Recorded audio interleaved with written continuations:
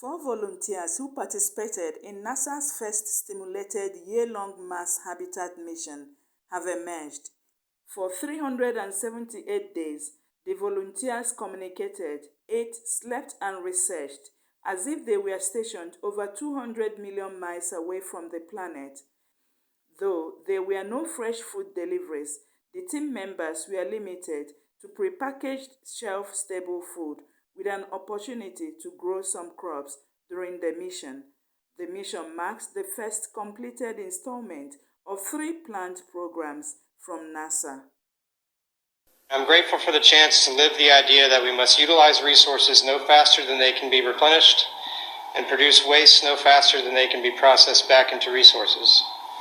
We cannot live, dream, create, or explore on any significant time frame if we don't live these principles.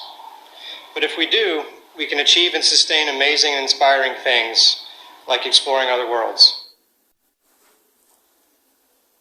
Now, the reason NASA have done this incredible mission, really, is because they've got a long-term goal of putting somebody on Mars. It's never been done yet. That's their long-term goal. 4 NASA volunteers have spent more than a year inside a bunker replicating life on the red planet to see the effects on their bodies. Alice Porter has been looking at this. I don't fancy that very much. but presumably a really important scientific experiment. Absolutely, but it does sound like something from a movie, doesn't it? This crew of 4 people were released last night at 10 p.m, having spent 378 days in a bunker in Houston, Texas, and this bunker was trying to really replicate what life would be like on Mars. So there was a farm there, and people, the crew had to grow some of their own fruit and vegetables to see if that would be possible on the planet Mars. They had to conduct experiments, do Mars walks when they kind of came out of the bunker.